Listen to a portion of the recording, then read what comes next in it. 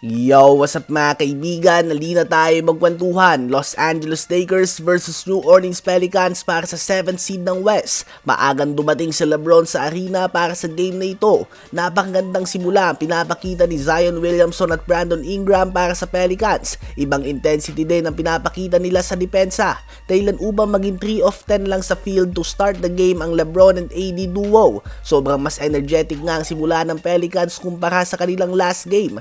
10 points, 6 rebounds si Zion on 5 of 6 shooting sa field, kaya naman hawak nila ang 34-26 lead patungo sa second quarter. Sa second quarter naman ay nasupalpal ni Zion si LeBron, subalit quick 9-0 run ang ginawa ng Lakers sa pangunan na LeBron at D'Lo. Patuloy pa rin nga na naglalaro si LeBron ng downhill at kinakalabaw niya ang depensa, dahilan upang gumawa sila ng kalamangan.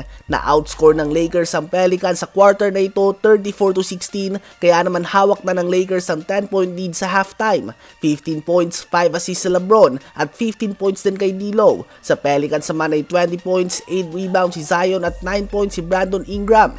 Sa third quarter naman ay naghahalimaw pa din nga si Zion. Pinangunahan niya ang 20-8 run ng Pelicans to end the third quarter. Meron siyang 31 points and 10 rebounds, ngunit may ilang play pa din nga na naisahan din siya ni LeBron. Ngunit overall, amazing performance ang kanyang pinapakita. Sa fourth quarter naman ay wala pa ding sagot ang Lakers sa pag-atake ni Zion. Gumagawa din sila ng run habang nakaupo si Brandon Ingram at naitabla nila sa 95 ang score. Ngunit bumalik sa locker room si Zion mga kaibigan. Close game nga ito hanggang sa dulo. Ngunit clutch baskets ang ginawa ng Lakers at tuluyan ng nasayang ang 40-point double-double ni Zion at nakuha nga ng Lakers ang panalo. So ayun nga po mga kaibigan, dahil sa panalo na ito ng Los Angeles Lakers ay opisyal na nilang nakandado ang 7th seed ng Western Conference at ibig sabihin din ito ay makakarap nila sa first round ng playoffs ang team na sinasabi ng madami bilang kanilang kryptonite, ang number 2 seed and defending champions sa Denver Nuggets. Ang team na winalis sila last playoff sa West Finals,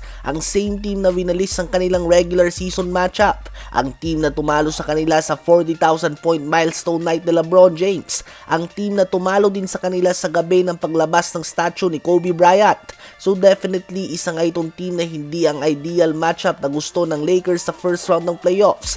Ganun pa man ay heto na nga tayo, best of 7 series sa pagitan ng Denver Nuggets at ng Los Angeles Lakers. Sa first round yan ng playoffs, home court advantage ng Denver Nuggets. Both teams are healthy, inaasahan ang pagbabalik ni Vando habang si Christian Wood naman ay 50-50 pa. Sa palagay nyo ba ay may chance na ang Lakers na manalo this time around?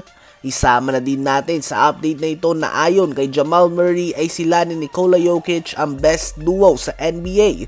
Mas malaking market nga daw sila LeBron at AD, Giannis at Dame, Luka and Kyrie o kung sino pa man. Ngunit kung getting the job done and playing off one another, walang duda nga daw na sila ang number 1 duo sa NBA. Well, pinatunayan nga nila yan last season, subalit na natili silang tahimik sa media. Kayo ba mga kaibigan, sang-ayon ba kayo kay Jamal Murray?